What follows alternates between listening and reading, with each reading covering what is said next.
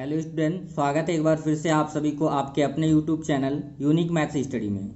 आज के इस वीडियो में हम जो क्लास 10th सीबीएसई बोर्ड के सिंपल पेपर का सॉल्यूशन चल रहा था, इसके सेक्शन सेकंड को सॉल्व करेंगे। क्योंकि इस पेपर का 2 पार्ट ऑलरेडी अपलोड हो चुका है, जिसमें हम लोगों ने क्वेश्चन 1 से लेकर 16 तक को सॉल्व किया था। सेक्शन सेकंड का जो फर्स्ट पार्ट है वो स्किन से रिलेटेड क्वेश्चन है, बहुत ही इंपॉर्टेंट है। इस क्वेश्चन को बहुत ध्यान से समझिए। यहाँ पे केस स्टडी बेस्ड क्वेश्चन है, ठीक है, बहुत ही सिंपल है। इसको आप आसानी से एग्जाम में सॉल्व कर सकते हैं। तो चलिए आज का वीडियो शुरू करते हैं।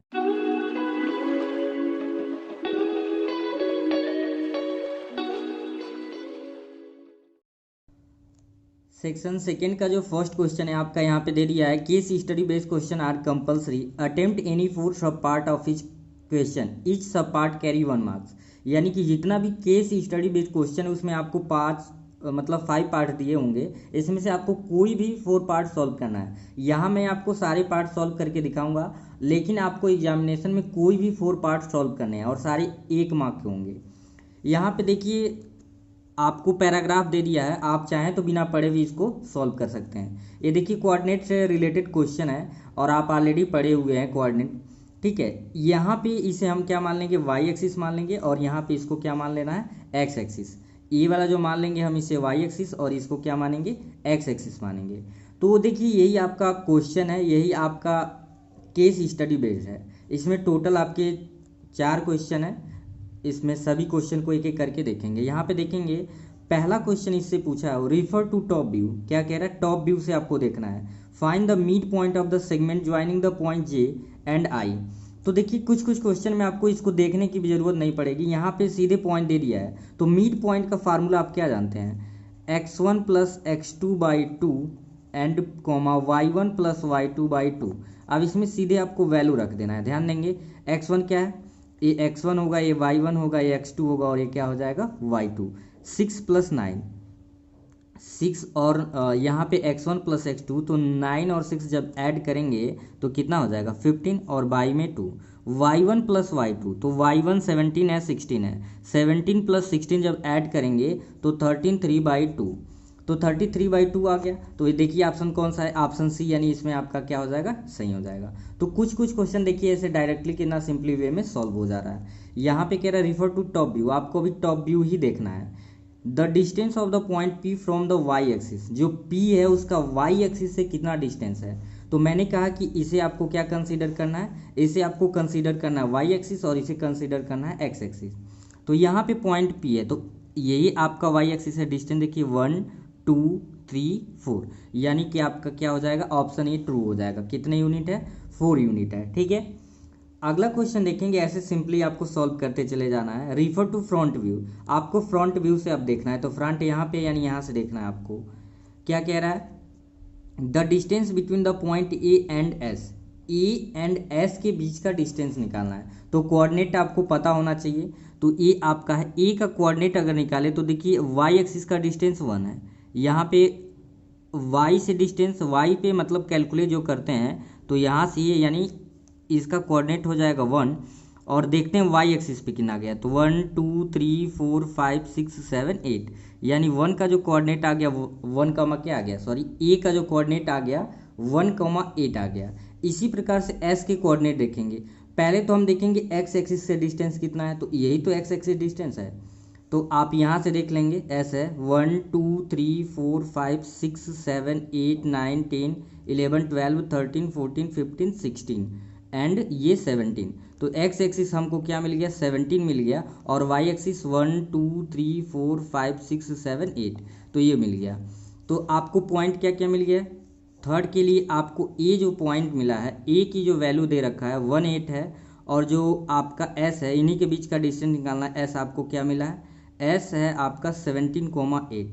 तो फार्मूले में रख दीजिए। आप जानते हैं डी इज इक्वल टू क्या होता है, x2 माइनस x1। आप फार्मूला जानते हैं कि इसे मानेंगे x1 y1 x2 y2। तो ध्यान से देखेंगे क्या होता है, x2 माइनस x1, तो यहाँ पे x2 है आपका 17 एंड माइनस x1, ये -1 का square, plus y2 minus y1 यानी 8 माइनस 8 का स्क्वायर। तो यहाँ पे ध्यान से देखेंगे 17 में इस 1 को सब्ट्रैक्ट करेंगे 16 का स्क्वायर, 8 में से 8 को सब्ट्रैक्ट करेंगे 0 यानी छोड़ देंगे, तो रूट से स्क्वायर समाप्त हो जाएगा, आपका क्या आ जाएगा 16 आंसर आ जाएगा। तो यानी इसमें ऑप्शन आपका क्या हो जाएगा सी। तो बहुत ही सिंपल क्वेश्चन है, आपको थोड़ा सा ध्यान देने की क्या है ज़रूरत है यहाँ पे। अब चौथा जो क्वेश्चन कह रहा है, refer to front view, find the coordinate of the point which divides the line segment joining the point A and B is the ratio 1:3 internally. तो ए और बी को कह रहा है कि एक पॉइंट है जो 1:3, तो बी के कोऑर्डिनेट, ए के कोऑर्डिनेट तो आपने फाइंड कर लिया, यहाँ पे क्या निकाला है 1,8। बी के कोऑर्डिनेट को भी हम फाइंड कर लेते हैं। यहाँ पे देखिए बी का पहले 1 2 3 4 5, तो ये हो गया 5 एक्स एक्सिस का डिस्टेंस, और वाई एक्सिस पे कितना है 1 2 3 4 5 6 7 8 9 10, तो 5,10। तो इसे कॉपी पे देखते हैं कि कैसे सॉल्व करेंगे। यहाँ पे नोट कर लिया गया क्वेश्चन आपका, coordinate of point A and B, A और बी के आपके कोऑर्डिनेट फाइंड हो गए हैं, ए लिख लिया गया और बी लिख लिया गया। कुछ लाइन इस तरीके से बनेगा, इसमें कोई एक पॉइंट है, मतलब यहाँ से कोई लाइन पास हो रही है जो इसको 1:3 के रेशियो में क्या करा डिवाइड, इसे m1 मान लेंगे, इसे m2, कहीं कहीं m और n लेके भी सॉल्व किया जाता है। तो कॉन्सेप्ट को यहाँ पे समझना है आपको, लिखेंगे बाय यूजिंग फार्मूला। अगर x1 y1 x2 y2 को कोई m1 m2 इंटरनली डिवाइड करता है तो उस पॉइंट का कोऑर्डिनेट का फार्मूला क्या होता है, लिख दिया गया by using formula m1 x2 plus m2 x1 by m1 plus m2, और फिर comma m1 y2 plus m2 y1 by m1 plus m2। अब वैल्यूज यहाँ पे आपको रखना है, ध्यान देंगे m1 ये आपका 1 है, m2 3 है, तो 1 में क्या है m1 x2, तो 1 में 5 का मल्टीप्लाई कर देंगे 5 प्लस m2 x1, तो m2 3 है, और 3 का 1 में मल्टीप्लाई करेंगे 3, m1 प्लस m2, तो 3 प्लस 1 यानी ये हो जाएगा 4, ठीक है। m1 y2 1 का 10 में मल्टीप्लाई करेंगे 10 प्लस क्या है यहाँ पे m2 y1, तो m2 आपका 3 है और 8 3 जा हो जाएगा 24, और बाई में 4 ऐड कर देंगे 5 3 8/4, और इसको जब ऐड करेंगे 34/4। अब इसको डिवाइड कर देना, 4 2 जा 8, ये आपका 2 हो जाएगा, इसको डिवाइड करेंगे 4 8 जा 32, और फिर 2 बचा, तो पॉइंट लेंगे तो 4 5 जा 20, यानी कि आप चेक कर लेंगे कि 2,8.5 कौन सा आपका ऑप्शन है। तो यहाँ पे आप जब देखेंगे तो क्वेश्चन में आपको ये डी ऑप्शन सही है, इसका कौन सा ऑप्शन सही है, डी, ठीक है। नेक्स्ट क्वेश्चन जो आपका है 5, कह रहा है refer to front view up if a point X Y is equidistant from the Q9 8 and S17,8, then अगर इस कंडीशन के अकॉर्डिंग इक्वेशन ऑफ लाइन क्या होगा, लाइन का आपका इक्वेशन फाइंड करना है, तो इसको भी देखेंगे यहाँ पे। तो कंडीशन के अनुसार अगर हम इमेज बनाए तो कुछ इस प्रकार से आपका बनेगा, कह रहा है Q और S पॉइंट दे दिया है, जिसमें एक मिड पॉइंट इसका दिया है एक्स वाई, कह रहा है कि जो Q और S से इक्यू डिस्टेंस है, मतलब Q और M के बीच का जो डिस्टेंस होगा वो M और S के बीच का डिस्टेंस का इक्वल होगा, तभी तो जाके एक्स वाई जो इन दोनों पॉइंट से इक्वी डिस्टेंस होगा। तो इसके अकॉर्डिंग क्या हुआ, लिखेंगे इस फिगर के अकॉर्डिंग डिस्टेंस बिटवीन QM, यानी Q से लेके M के बीच का जो डिस्टेंस होगा वो S से लेके M के बीच के डिस्टेंस का क्या होगा, इक्वल होगा। आप जानते हैं कि डिस्टेंस का फार्मूला क्या होता है, ये होता है x2 माइनस x1 का स्क्वायर अंडर रूट में y2 माइनस y1 का होल स्क्वायर। तो इसको हम मान लेंगे x1 y1, और इसे क्या मान लेंगे x2 y2।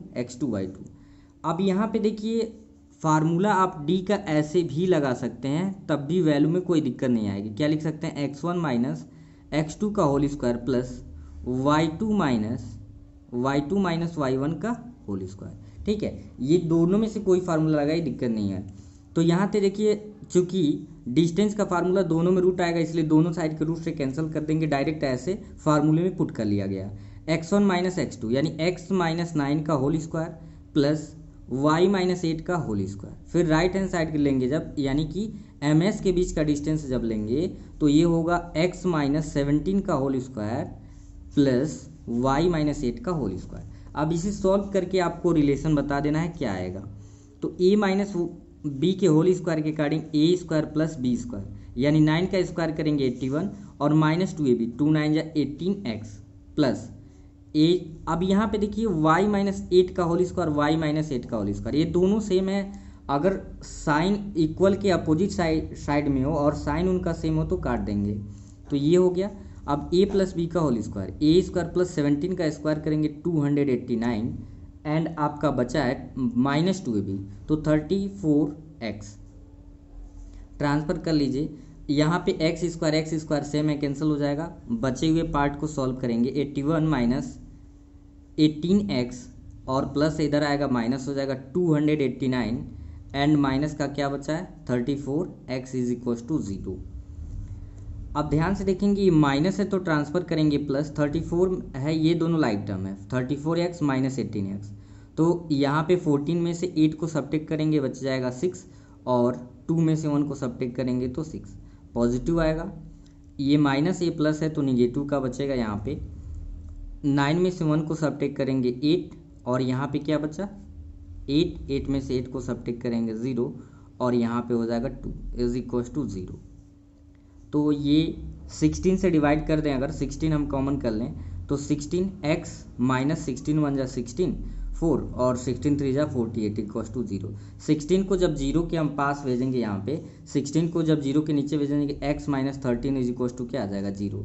यही आपका क्या हो जाएगा आंसर। अब चेक कर लेंगे कि कौन सा ऑप्शन है x माइनस 13। तो देखते हैं, ये आपका दिया हुआ है बी ऑप्शन, तो इसमें आपका क्या हो जाएगा बी वाला ऑप्शन सही हो जाएगा। क्वेश्चन नंबर 18 है, कह रहा scale factor and similarity scale factor के रूल पे एक क्वेश्चन दिया हुआ है।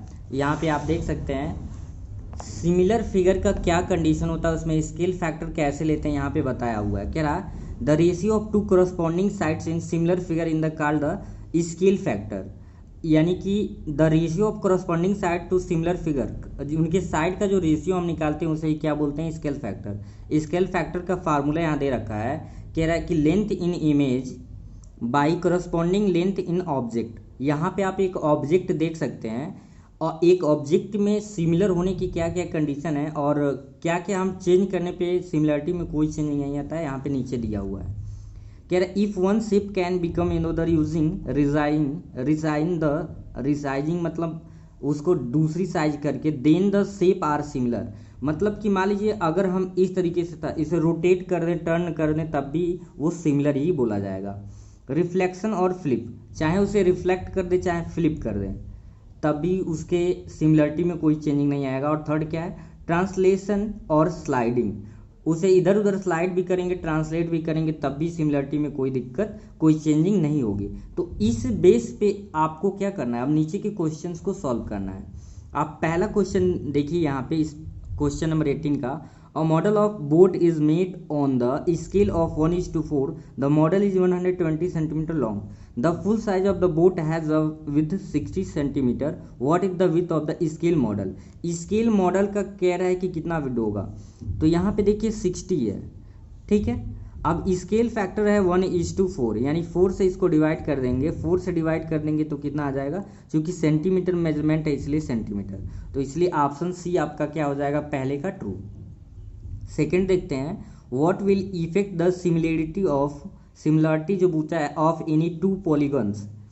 एक पॉलीगन है तो उसमें सिमिलरिटी क्या क्या रहे तो कोई चेंजिंग नहीं होगा वो, ठीक है। और इफेक्ट कौन डाल सकता है, पहला दे आर फ्लिप्ड हॉरिजेंटली, तो फ्लिप्ड करने पे तो कोई चेंजिंग होगा नहीं, अभी ऊपर पढ़े हैं हम लोग। They are dilated by a scale factor, scale factor से भी कोई मतलब मान लो 1:2 है तो 1/4 कर देंगे तब भी उसमें कोई चेंजिंग नहीं आएगा, वो स्केल फैक्टर हो गया। They are translate down, translate यहाँ पे देखिए ट्रांसलेशन और स्लाइड करने से भी कोई चेंजिंग नहीं होता है। They are not mirror image of another, तो इससे इफेक्ट पड़ेगा, इसलिए ऑप्शन डी क्या हो जाएगा इसमें ट्रू हो जाएगा। थर्ड है if two similar triangle have a scale factor of A:B, which statement regarding the two triangle is true, कि कौन सी कंडीशन पे ट्रू होगा दोनों ट्राइंगल। आप यहाँ पे देख सकते हैं the ratio of their perimeter is 3 and 3A:B, ये रॉन्ग है। Their altitude have a ratio A and B, तो ये ऑप्शन आपका क्या है सही है, बाकी आपके दोनों ऑप्शंस क्या हो जाएंगे रॉन्ग हो जाएंगे। यहाँ पे फोर्थ पार्ट दिया हुआ है, कह रहा है कि the length of shadow of stick 5 metre long is 2 metre, at the same time the shadow of tree 12.5 metre high is. क्या होगा, यहाँ पे देख सकते हैं जैसे एक ट्री है तो ट्री का यहाँ पे शैडो बना हुआ है। स्टिक है, स्टिक का कह रहा था हाइट जब 5 मीटर है तो उस टाइम शैडो 2 था, तो उसी समय अगर इसकी हाइट 12.5 है तो इस ट्री का शैडो कितना होगा। तो इसको हम सॉल्व करके अच्छे से समझते हैं कि क्या होगा। देखेंगे यहाँ पे ट्री आपका बना लिया गया है और स्टिक बना लिया गया है। तो अगर इसमें देखिए दोनों सिमिलर है तो सिमिलर के कंडीशन में साइड के जो करस्पॉन्डिंग साइड के जो रेशियो होते हैं वो सेम होते हैं, यानी A B by P Q का रेशियो जो होगा किसके इक्वल होगा, B S by Q R के। किसके, B S by Q R के। अब वैल्यू यहाँ पे पुट करिए, इसे मान लिया गया शैडो को एक्स है, ए बी है 12.5, पी क्यू आपका है 5, यही तो है P Q is equal to, बाकी वैल्यू पुट करते हैं बी एस, आपका बी एस शैडो है एक्स, ये तो पता नहीं है, लेकिन ये क्यू आर जो शैडो है ये 2 दे रखा है। 5 से इसे कैंसिल आउट जब करेंगे तो क्या बच जाएगा, ये बचेगा 5 to the 10, 5 5 the 25, 2.5 X by 2।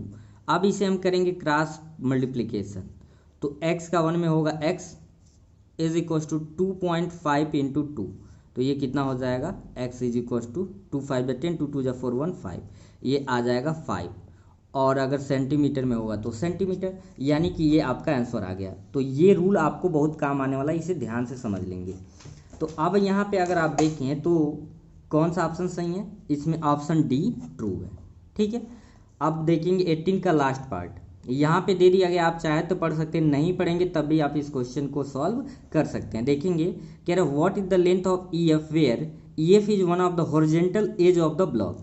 E F कह रहा है कि जो हॉरिजेंटल एज इस ब्लॉक का क्या है, हॉरिजेंटल एज है। तो इसका फार्मूला आपको याद करना पड़ेगा, क्या होता है आप यहाँ से देखेंगे, length of the horizontal edge, length of the horizontal edge is E F is equal to half of the edge of pyramid. ये आपका क्या बना हुआ था, पिरामिड बना था। तो हाइट क्या थी, ये 12 दे रखा है, इसका एज जो दिए रखा है 12 है, तो 12 का हाफ करेंगे तो ये आ जाएगा 6 सेंटीमीटर। याद कर लेंगे कि कभी भी इस तरीके से क्वेश्चन आएगा तो एज निकालने के लिए क्या करेंगे, जो आपका एज दिया होगा उसी का क्या हो जाएगा, हाफ हो जाएगा, जो पिरामिड का एज दिया होगा। तो इसके अकॉर्डिंग आप देखेंगे तो इसका क्या आ जाएगा, डी आ जाएगा option. Question number 19, case study based question 3, application of parabola highway overpass underpass, और highway underpass is parabolic is shape. आपको पता है अंडरपास जो होता है वो कैसे होता है, पैराबोलिक होता है। ये आप देख सकते हैं कुछ इस तरीके से। ठीक है, तो कुछ पैराबोला का कंडीशन दे दिया है कि जो ग्राफ होता है x square plus b x plus c का, वो क्या होता है, पैराबोलिक होता है। ये आप चाहें तो इसको पढ़ सकते हैं। आपको ऑलरेडी क्वाड्रेटिक इक्वेशन में बताया गया था कि जो क्वाड्रेटिक इक्वेशन का ग्राफ होता है वो क्या होता है, पैराबोलिक। तो इसके अकॉर्डिंग कुछ क्वेश्चंस दिए हुए हैं, सॉल्व करेंगे। पहला क्वेश्चन आप बिना पढ़े भी सॉल्व कर सकते थे। कैसे, if the highway overpass is represent by X square minus 2x minus 8 then its zeros are. तो आप जानते हैं क्वाड्रेटिक इक्वेशन दे रखा है, तो इसका फैक्टर करके जो हम फाइंड करेंगे वही इसका क्या हो जाएगा, 0। तो यहाँ पे देख लेते हैं इसको सॉल्व करके कि इसका सॉल्यूशन क्या मिलता है हमको। यहाँ पे क्वेश्चन आपका नोट कर लिया गया है, इक्वेशन जो दिया हुआ था x square minus 2x minus 8। तो यहाँ पे एक्स स्क्वायर के कोफिशिएंट से हम प्रोडक्ट करते हैं, तो यहाँ पे एक्स स्क्वायर का कोफिशिएंट तो है नहीं कुछ, 1 है, तो 1 का 8 में करेंगे 8। तो इसे इजीली लिख सकते हैं एक्स स्क्वायर माइनस 4 माइनस 2, 4 2 8, क्योंकि माइनस करने पे 8 लाना रहता है, अगर यहाँ पे प्लस होता तो प्लस करने पे लाना होता। एक्स स्क्वायर माइनस 4 का एक्स में करेंगे 4x माइनस माइनस हो जाएगा प्लस 2x और माइनस 8। अब दो टर्म डिवाइड कर लेंगे, कॉमन कर लेंगे, x कॉमन इन दोनों में होगा, x माइनस बचेगा 4 और यहाँ पे 2 x माइनस 4। फैक्टर का रूल है कि लास्ट में ये वाला जो पार्ट कॉमन आना चाहिए वो क्या आना चाहिए, सेम। तो x माइनस 4 जब कॉमन करेंगे तो यहाँ बचा x और यहाँ पे बचा 2। अब क्या करते हैं, इफ़ दोनों टर्म को 0 के इक्वल लेते हैं, x minus 4 equal to 0 and if x plus 2 is equal to 0 then x is equal to ये 4 आ जाएगा एंड देन यहाँ पे x is equal to minus 2 आ गया। तो यहाँ पे आप कंक्लूजन इससे क्या निकाले, 4 एंड माइनस 2, यानी इसके 0 कितने आ गए, 4 माइनस 2। 4 माइनस 2 ऑप्शन बी में है, तो इसलिए इसका बी क्या हो जाएगा, करेक्ट हो जाएगा ऑप्शन। कह रहा है कि the highway overpass is represented graphically, zero of a polynomial can be expressed graphically, number of zeros of polynomial is equal to number of point where the graph of polynomial, ये क्या होगा, ये option A सही होगा, intersect x axis, intersect x axis. यहाँ पे ऐसे बीच में कोई लाइन पास होगा, यहाँ पे देख सकते हैं, तो बीच से लाइन जाएगा, ये कट करेगा, वही आपका क्या होगा, नंबर ऑफ जीरोज होगा। ठीक है, तो आप सेकेंड का याद कर लेंगे, इंटरसेक्ट एक्स एक्सिस। अगला है graph of a quadratic polynomial is, आपको कई बार ये बताया गया है कि पैराबोलिक होता है, क्या होता है, पैराबोलिक। अब देखेंगे फोर्थ वाला भी एक बहुत ही अच्छा क्वेश्चन है, इजी है। The representation of highway underpass whose 1 0 is 6 and sum of the zeros is 0। एक सिंपल सा क्वेश्चन है, थोड़ा सा इसे देख लेंगे सॉल्व करके, क्या सॉल्व कैसे करना है। आप देख सकते हैं, कह रहा था कि एक जो ओवरपास था उसका एक जीरो दिया है 6, और कह रहे हैं कि सम ऑफ जीरो दिया है, आपका सम ऑफ जीरोज दिया है क्या है, 0। यानी कि आप जानते हैं sum of zero alpha plus beta equals to 0, तो एक तो जीरो दे दिया है, अब उसी की जगह पे हमको क्या कर देना है, पुट कर देना है। तो अल्फा जगह लिख दिए 6 प्लस बीटा इक्वल्स टू 0, तो ये प्लस जब उधर ट्रांसफर हो जाएगा तो आ जाएगा 0, सॉरी ये प्लस है तो -6 हो जाएगा। अब लिखेंगे by using formula, using formula. आपको पता है कि अल्फ़ा और बीटा हमको पता है, तो क्वाड्रेटिक इक्वेशन बनाने का फार्मूला होता है p x equals to x square minus sum of zero, यानी alpha plus beta into x and plus alpha into beta. तो यहाँ पे जब आप वैल्यूज़ को रखेंगे, x is equals to x square minus alpha plus beta की value तो 0 है, 0 इंटू एक्स प्लस अल्फ़ा की वैल्यू है 6 और बीटा की वैल्यू क्या है, -6। तो यहाँ से ध्यान से देखेंगे, P X is equals to x square minus 0 का एक्स में करेंगे 0 छोड़ देंगे, प्लस का माइनस में मल्टीप्लाई करेंगे माइनस, और 6 जा क्या हो जाएगा 36। यानी अब देख लेंगे कि कौन सा ऑप्शन आया है, एक्स स्क्वायर माइनस 36, उसी पे आपको क्या कर देना है, टिक कर देना है। तो इसमें आप देखेंगे तो बी, क्या ऑप्शन सही है, बी, एक्स स्क्वायर माइनस 36। ठीक है, लास्ट इसका पार्ट है, the number of zero that polynomial effects X minus 2 whole square plus 4 can have is. तो ये ऑप्शन सी सही होगा, क्योंकि आप यहाँ पे एक्स की कोई भी वैल्यू रख लीजिए, ये क्या नहीं आएगा, इसको सेटिस्फाइड नहीं करेगा, 0 नहीं आएगा, तो इसलिए इसके नंबर ऑफ जीरोज कितने आ जाएंगे, थर्ड ऑप्शन यानी सी सही हो जाएगा। केस स्टडी बेस्ड का लास्ट क्वेश्चन है, क्वेश्चन नंबर 20, जो आज के इस वीडियो का लास्ट क्वेश्चन भी रहेगा। यहाँ पे कह रहा है कि 100 मीटर का एक रेस हो रहा है, और stop was use to find the time that is took a group of student to run 100 metre. तो 100 मीटर के रेस में कुछ कैलकुलेशन किया गया है कि कितने बच्चे कितने सेकंड के अंदर उसको, देखिए यहाँ पे कह रहे हैं टाइम इन सेकंड, 0 से लेके 20 सेकंड में 8 ऐसे स्टूडेंट हैं जो उसको कवर कर रहे हैं। इस प्रकार से कैलकुलेट करके लिखा गया है, यहाँ पे एक चार्ट बनाया हुआ है। तो इस चार्ट के अकॉर्डिंग आपको नीचे दिए गए जितने क्वेश्चन हैं सॉल्व करना है। देखेंगे कह रहा है estimate the mean time taken by a student to finish the race. तो इसके लिए हमको सॉल्व करना पड़ेगा, तो इससे चलते हैं कॉपी पे, देखते हैं चार्ट, यही सेम हम कॉपी पे नोट करेंगे, और जब नोट करेंगे तो कुछ इस प्रकार से ये बनाएंगे चार्ट। आप देख सकते हैं यहाँ पे जो दिया हुआ था टाइम इन सेकेंड नोट कर लिया गया, नंबर ऑफ स्टूडेंट। तो यहाँ पे नंबर ऑफ स्टूडेंट मतलब ये स्टैटिक्स का क्वेश्चन है, इसे एफ आई बोलेंगे, क्या बोलेंगे, एफ आई। और फिर ये जो है ये बोलते हैं क्लास मार्क, ये एक्स आई क्या है, क्लास मार्क। ये आपका क्लास इंटरवल बोला जाता है स्टैटिक्स में, और इसी को हम निकालते हैं एक्स आई से रिप्रेजेंट करते हैं, और इसे हम क्या बोलेंगे, क्लास मार्क बोलेंगे। कैसे निकलता है, अपर लिमिट इसे बोलेंगे अपर लिमिट, और इसे क्या बोलते हैं, याद रखेंगे, इसे बोलते हैं अपर लिमिट, और इसे बोलते हैं, सॉरी ये आपका लोअर लिमिट होता है, और इसे क्या बोलते हैं, upper limit, lower limit upper limit.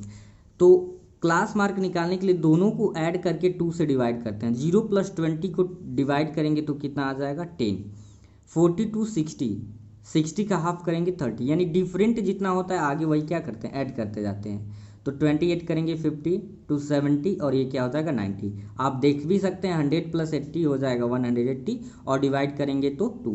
तो क्या करते हैं पहला मार्क निकाल लेते हैं और इनके बीच का जो डिफरेंट होता है ऐड करके अगला लिखते जाते हैं।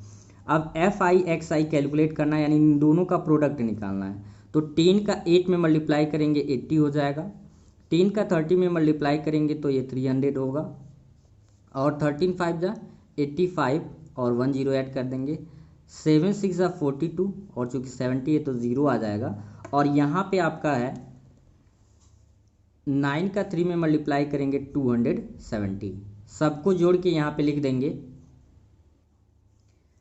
यहाँ पे ध्यान देंगे 13 में 5 से मल्टीप्लाई होगा 50 से तो ये 650 हो जाएगा। इन सबको जब ऐड करेंगे तो 720।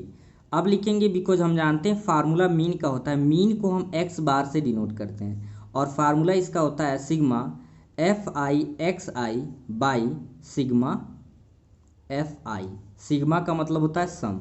तो यहाँ पे FI/XI 720 है और बाई आपका क्या है 40। तो 0 से 0 कैंसिल करेंगे और जब इसको डिवाइड करेंगे तो 4 4 जा 16, 4 4 जा 16 और 4 3 जा 12, तो कितना आ जाएगा 43। तो चेक करते हैं कौन सा ऑप्शन है।